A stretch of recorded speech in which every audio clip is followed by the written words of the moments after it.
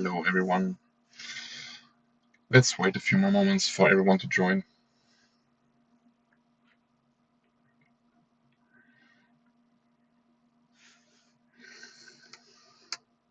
Once again, it's a very hot day in Germany.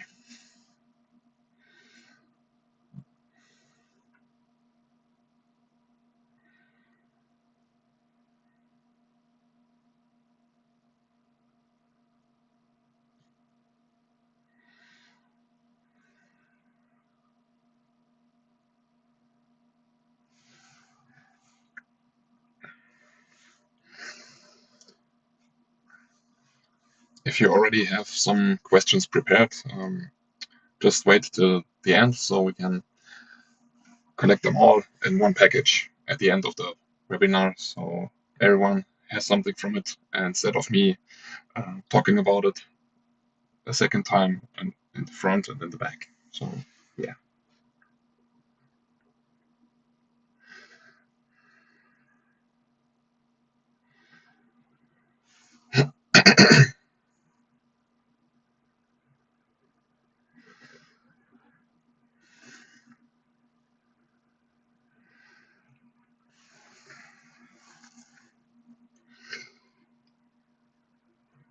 Alrighty. I think it's already, yep, it's 12:30, so I think we can start now. Once again, welcome everyone to our newest webinar. We are talking about Gherkin with me as your expert, Daniel, and yeah, let's dive in. What will this webinar cover today? We are talking about the definition, the syntax, and the structure of Gherkin. We will talk about writing effective features. For those of you that don't know, feature files are the files that contain the Gherkin syntax and Gherkin language, basically. We will talk about scenario outlines and data-driven tests. We will talk about the different step definitions and the glue code. We will talk about integrations with testing frameworks, because for those of you that still don't know, Gherkin is just the language. You have to implement it somehow into your programming. But you don't necessarily need programming for it. You can also use it for your daily business if you want to have a structured approach to your tests or even your general approach to software. We will talk about best practices and benefits of Gherkin in testing. We will talk about common pitfalls and challenges. And yeah, let's dive in. First of all, let's set the stage. What is the definition of the Gherkin language? Gherkin is a business-readable, domain-specific language for behavior descriptions. What does that actually mean?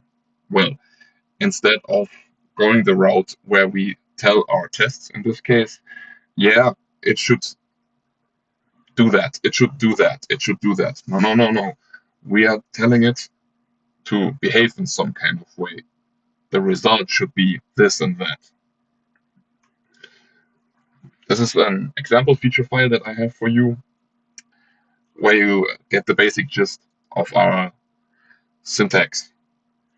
We have the feature in the top, where we are talking about what this test does.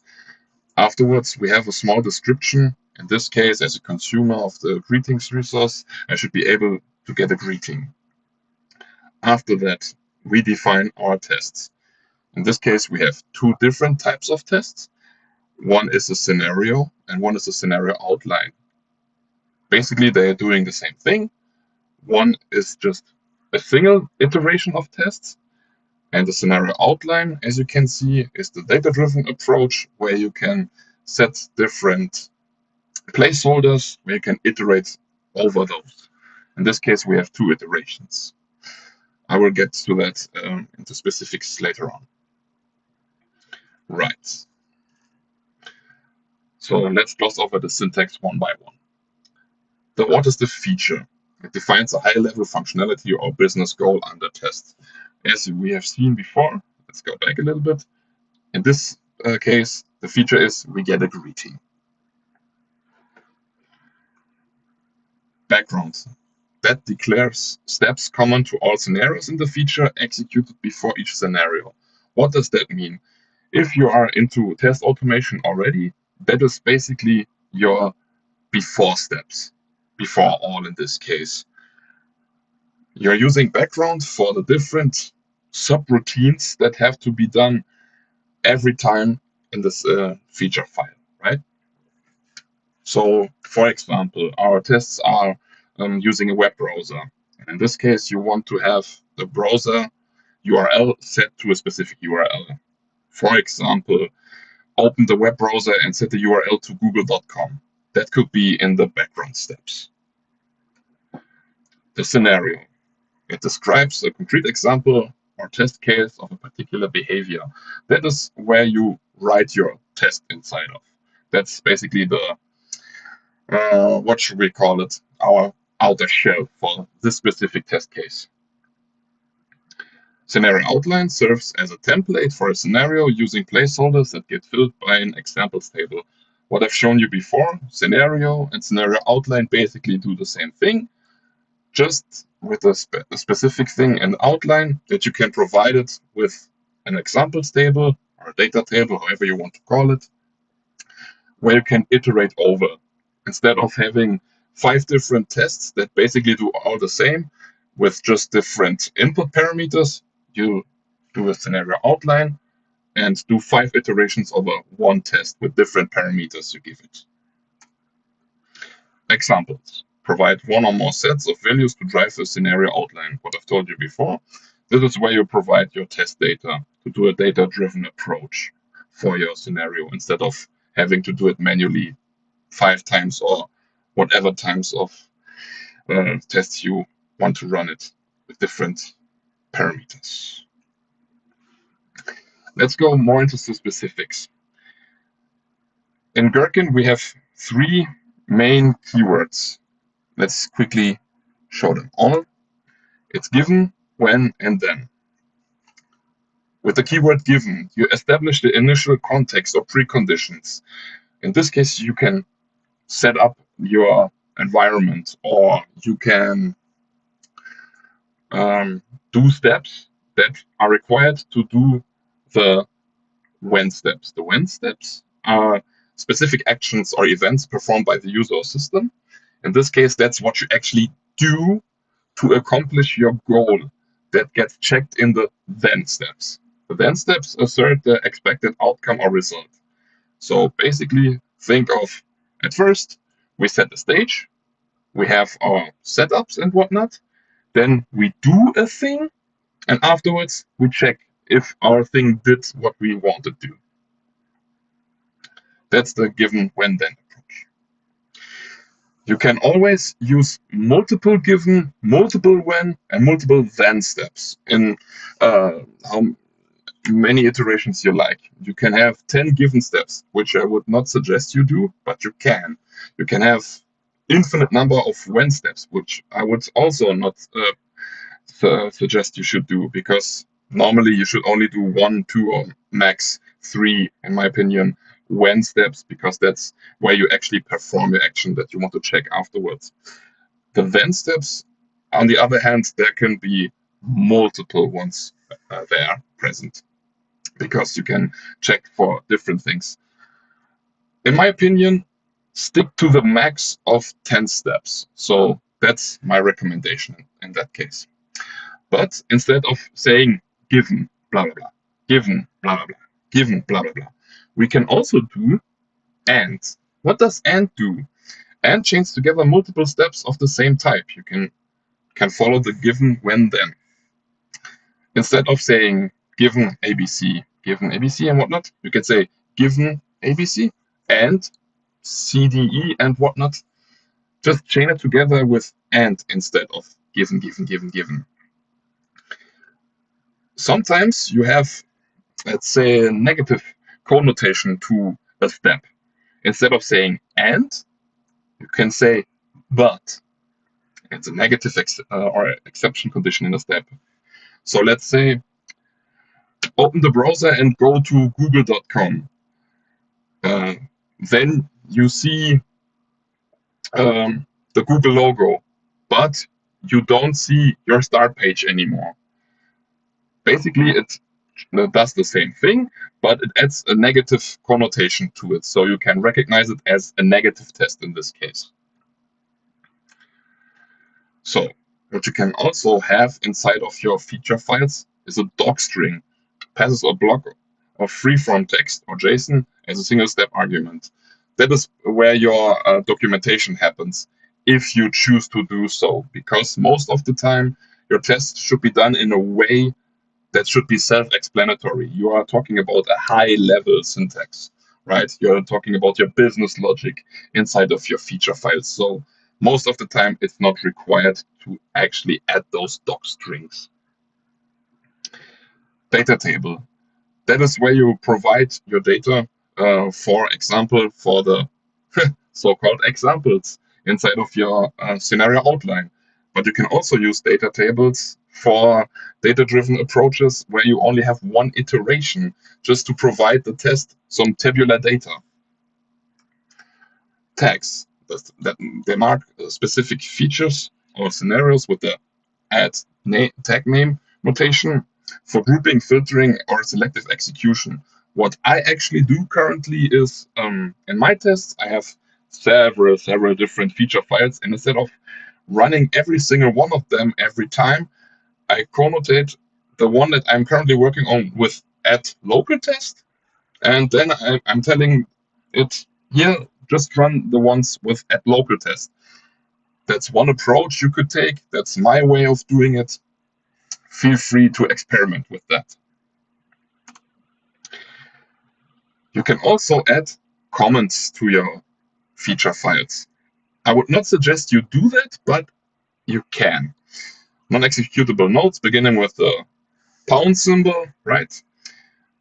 Each on its own line. You always have to start with the pound symbol in case you want just to have the comment, or if you have the comment at the end of a single step, just start your comment with the pound symbol at the very end of the step. Otherwise, it will get translated to the comment completely and your step is lost. So let's gloss over writing effective features. At first, on the top, we have our feature, right, where we describe what we are actually doing in a high level. For example, what we've talked before, get greeting. We do some backgrounds that get sorry, currently I'm failing to find my words. In the background, you do the steps that get done automatically for each and every scenario that you provided with. So, for example, open the browser, and inside the scenario, we do our specific example of test case in this case. So, check for the presence of the Google symbol if we are checking for Google for whatever reason. Once again, let's check out our sample. As I've shown you before, scenario outline with the examples. In this case, we are talking about different iterations. But what you could also do, instead of saying response should contain the message, you could say the response should contain the following tabular data and provide it with a table as well. In this case, we leave that out because that would take a little bit too much time for our half-hour webinar. So bear with me on this one.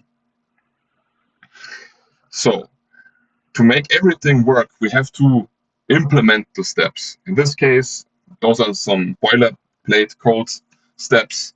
Bear with me in this case, because then it would take way too much time. In this case, we are talking about Java code with Cucumber. As you can see, we have the given, when, then steps. They are connotated and have the annotations on top. At given, if it's a given step, at when it's a when step, and an at then when it's a then step. In this case, we have I launch Chrome browser, which should, in theory at least, launch the Chrome browser. In this case, we only have boilerplate code, so it does not actually do anything. What you can also do is provided with multiple annotations. In this case, you could say, given I launch Chrome browser, or if you have a different writing style, let's say, you can say, I want to launch the Chrome browser. You would say, underneath the at given line, you provide with another at given and do the same thing, just with a different text inside of it. You can basically have infinite aliases, so-called, for your different steps. So you're not just tied to one naming scheme. So that the program knows that you actually want to use this step definition file, you have to provide it with some so-called glue code. What does that do? In this case, we are using Cucumber in Java, and you tell it, I run with a Cucumber class. This is our step definition in this case. And you have to provide it with some Cucumber options. And what is really important over here is that we provide it with the glue. As you can see, it says glue, then the curly braces, com setup, API, step defs. That's where our step definitions are located, and that's where it pulls its information from.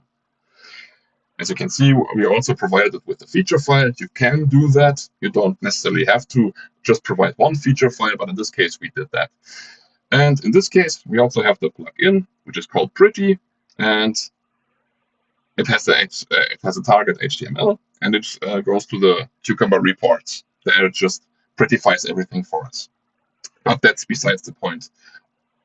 Always remember to set up your glue code. So your Cucumber session or whatever other possibility for Gherkin you use uses the actual step definitions and implementations that you coded, right? So always keep that in mind. The different integrations with testing frameworks. What I've talked before, Cucumber, it has implementations for Ruby, as I told you, Java, also JavaScript, Cucumber.js, it's called, I think. What I've also used before is the .NET implementation of it, called SpecFlow. Basically the same thing, just a different language. Just check it out if you really need to get into the in-depth style. It would be way too much for a half-hour session this time. What is also a nice addition is Python and Behave.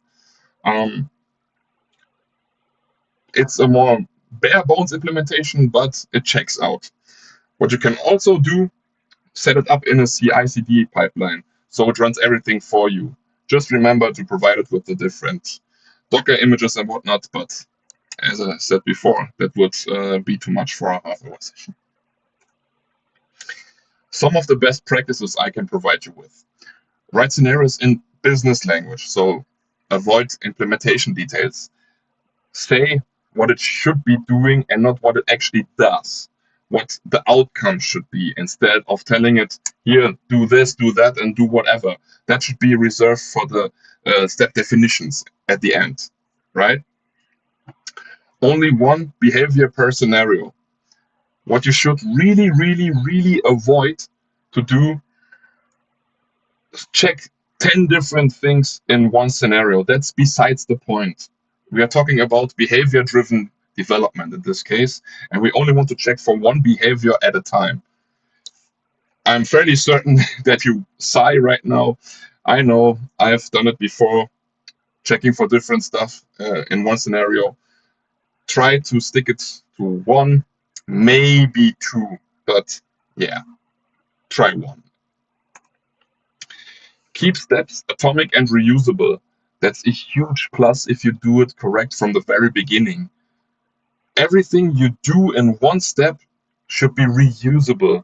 So, for example, talking about the Google thing once again, navigating to another web page should be one step, and you can reuse it every single time for every navigation that you like it to do. So, always keep that in mind when defining new steps.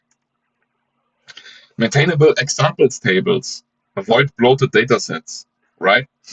Talking about the tables that I've told you before, don't make it huge. Just do the bare minimum in this case, because otherwise you basically go to maintenance hell. You have to edit every single thing because one small detail changes. Try to stay at the bare minimum in this case. Don't overdo it. Some of the benefits of Gherkin in testing that I can provide you with. Collaboration between technical and non-technical stakeholders. Normally, the guys that know the business side of things write acceptance criteria for you.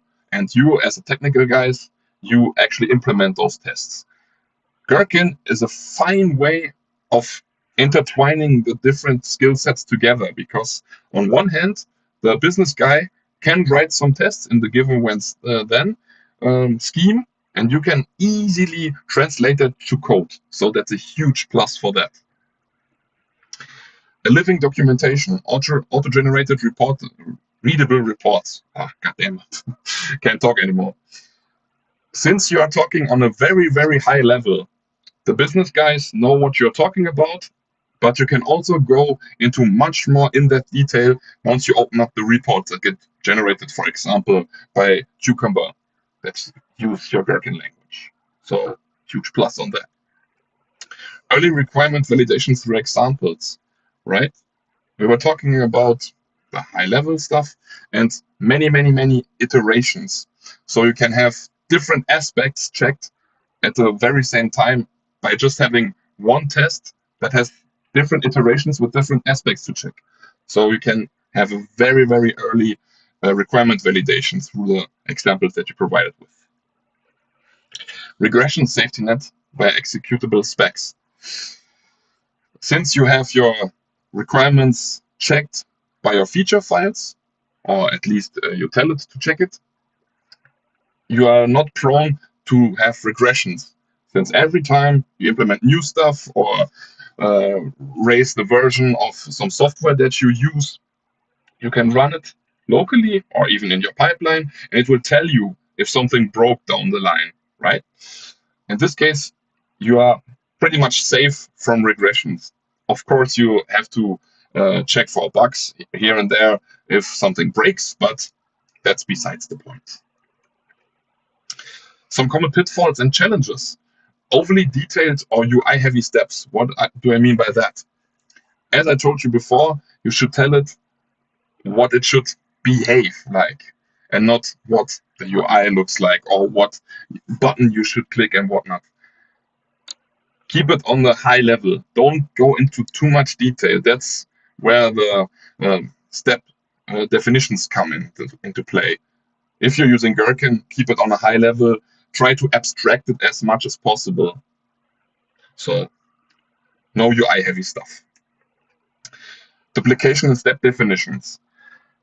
That's a huge pitfall that many people fall into. You have to structure your setup in a way that you have different aspects in different step definitions. Of course, you can always have some basic step definitions that cover the most basic stuff, but when we're talking about Google, for example, have one step definition file where you tell it only specific stuff for the search bar, or maybe for the logo if you really want to. Keep it separated so you don't get into the trouble of having duplication. Maintenance overhead for large feature suites. Of course, we always have to keep in mind that the further you progress inside of your project, the more difficult it becomes, because down the line, your feature files will grow 100%. Try to keep the different aspects separate in each different feature file so you don't have that much of a maintenance overhead. Try to sort it out. This does this, this does that, instead of having it in one huge file, because otherwise you will end up in maintenance hell. A balancing between readability versus technical precision. Of course, we should keep it in a high level, but if you go the route of too much readability, one might have the problem that you cannot give it the step definition it deserves, or it is too broad, and maybe one developer understands one thing and the other understands a completely different thing. So try to keep it in a balance, right? Don't go too much into detail, because then we go back to the UI heavy steps, but Also, don't go too much into the readability, because otherwise you leave too much room to interpretation.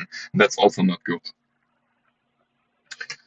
Our conclusion, some recap. We need good readability, use Gherkin. We need collaboration, use Gherkin. We want automation, use Gherkin. It's always a huge plus if you really have emphasis on these three main topics: readability, collaboration, automation. I can't stress it enough.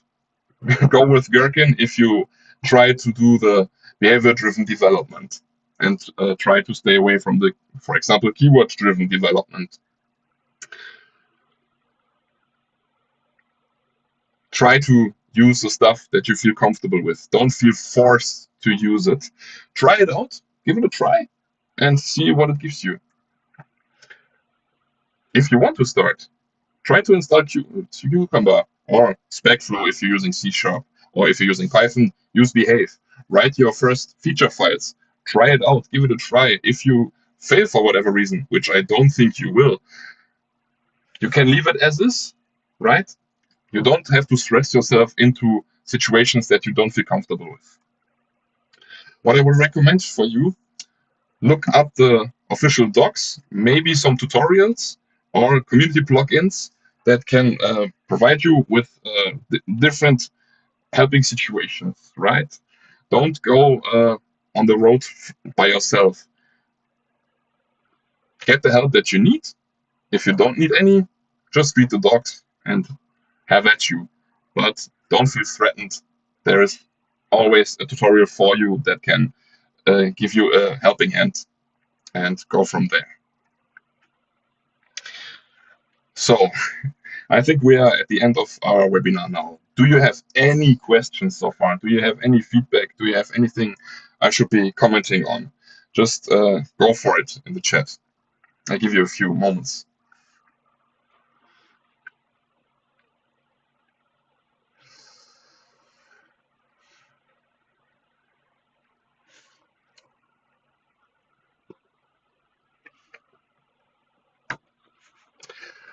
Benjamin has a question.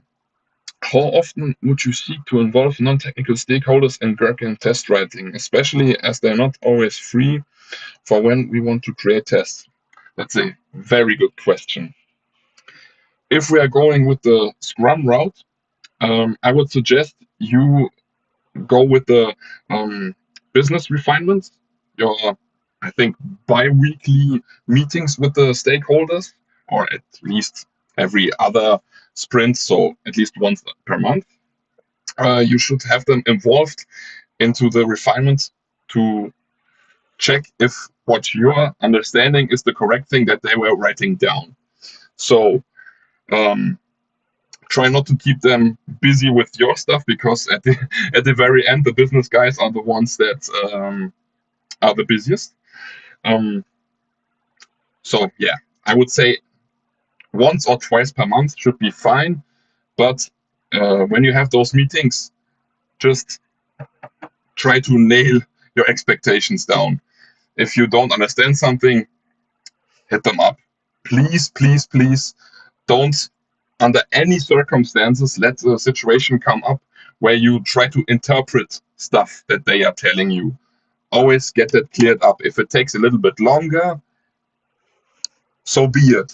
But at the very end, you are fine, and you know what you're talking about. You're speaking the same language at the very end. Did that answer your question, Benjamin?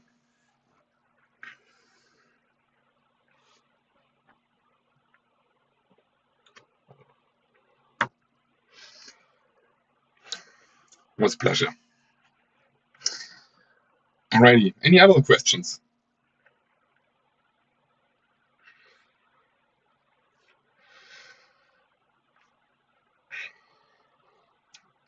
I don't think so.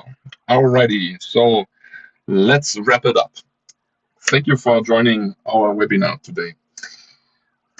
If you haven't done so already, a follow on LinkedIn would be greatly appreciated.